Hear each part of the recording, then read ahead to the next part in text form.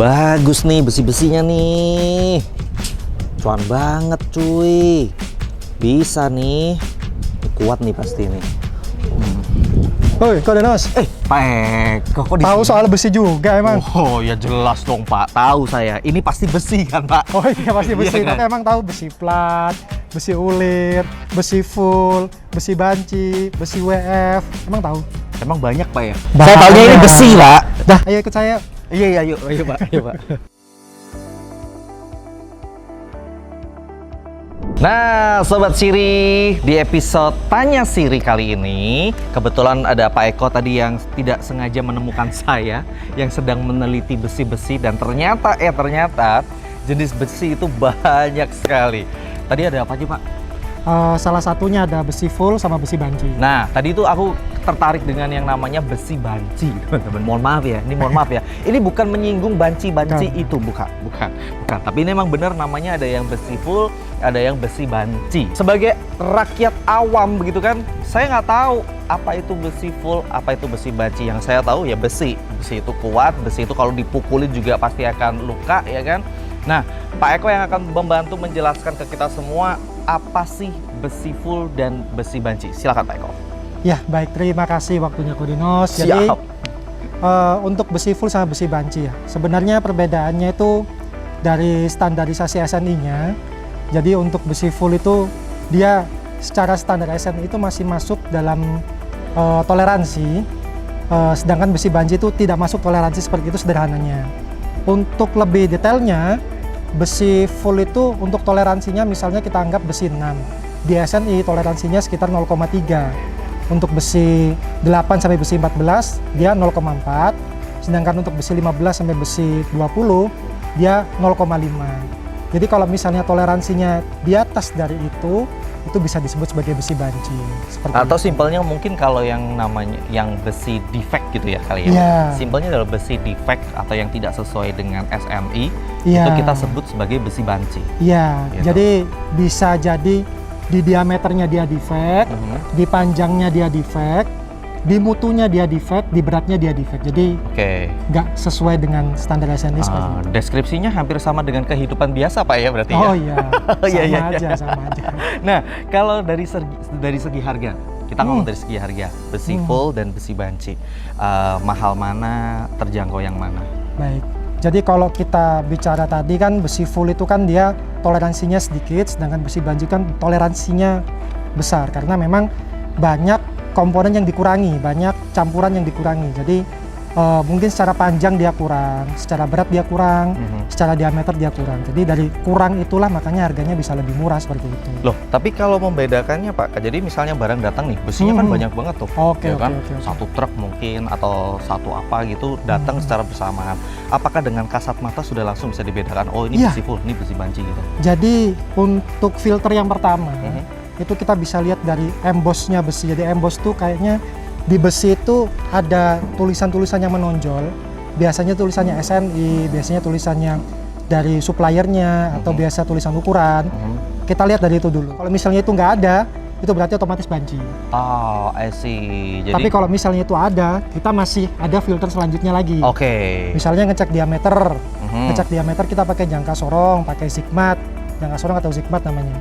Nah itu kita cek sesuai toleransi yang saya sebutkan sebelumnya tadi. Masuk apa enggak nih? Kalau nggak masuk berarti dia besi banci. Secara panjang juga gitu, bisa kita cek dengan meteran misalnya. Kalau toleransinya di SNI itu besi kan satu batangnya datang 12 meter nih Kodenos. Kalau misalnya dia toleransinya di SNI itu 7 cm. Jadi kalau misalnya dia melebihi dari itu berarti banci, udah gitu aja. Tapi saya dengar-dengar ada ini ya Pak ya, besi itu ternyata juga bisa di laboratoriumkan gitu ya? Oh iya. Betul ya? Jadi pengecekan yang satu lagi yang mungkin belum saya sebutkan itu pengecekan untuk secara mutu atau kualitasnya. Jadi kalau ngecek seperti itu di lapangan kan tidak memungkinkan karena nggak ada instrumennya, jadi dibawa ke lab. Di lab itu nanti akan dites tekan atau dites teku biar mengetahui masuk di standarnya SNI apa enggak sih gitu, oke apa enggak besinya seperti itu. Luar biasa loh, bukan hanya kita yang dicek lab loh teman-teman, tapi besi itu juga bisa dites lab. Nah kita ngomong untuk masalah besi-besi yang dipakai oleh Siri gitu kan ya.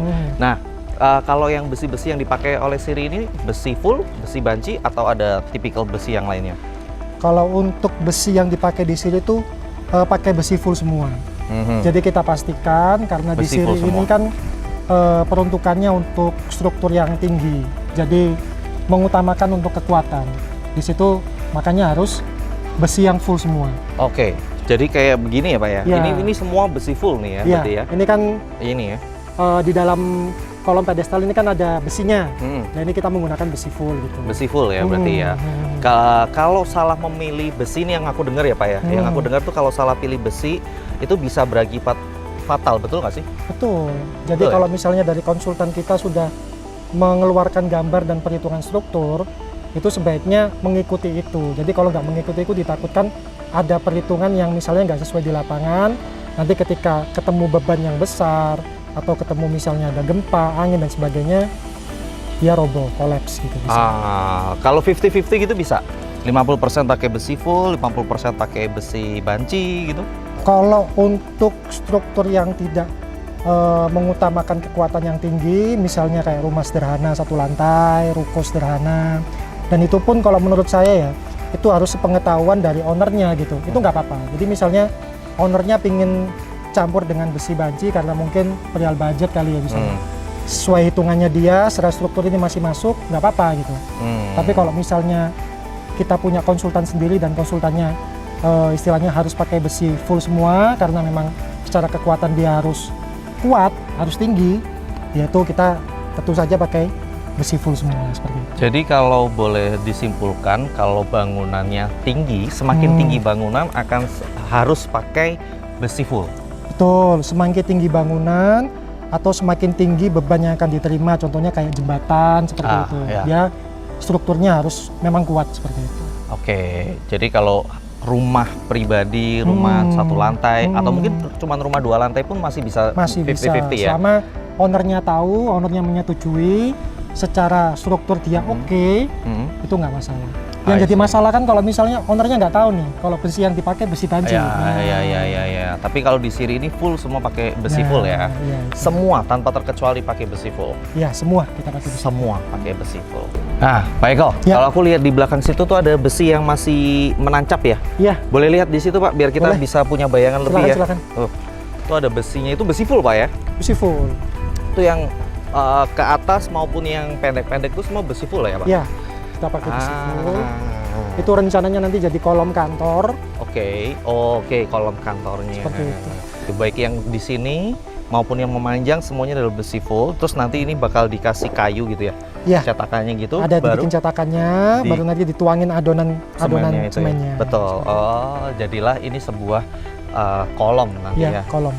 Seperti yang di situ-situ juga. Ya. Oke, luar biasa pengetahuan tentang teknik sipil ini dari Pak Eko. Ini luar biasa sekali. Terima kasih Pak Eko buat waktunya. Sama-sama, Kodenos. Ya, saya ganggu lagi next time ya Pak Eko. Iya, ya. sering-sering. Siapa tahu saya bisa jadi kontraktor kan ya? Amin. Undang-undang ya. Baik Sobat Siri, terima kasih buat yang udah nonton video ini. Kalau misalnya kalian merasa video ini bermanfaat untuk Anda, silakan klik tombol subscribe dan juga boleh komen-komen aja di bawah. Kalian kepingin tanya apa aja ke kita teman-teman, ya kan? Feel free to comment us guys. Terus juga kalau kalian suka video ini, tolong di like, di share ke teman-teman kalian sebanyak-banyaknya. Jadi, kapan serah terima unitmu di Siri?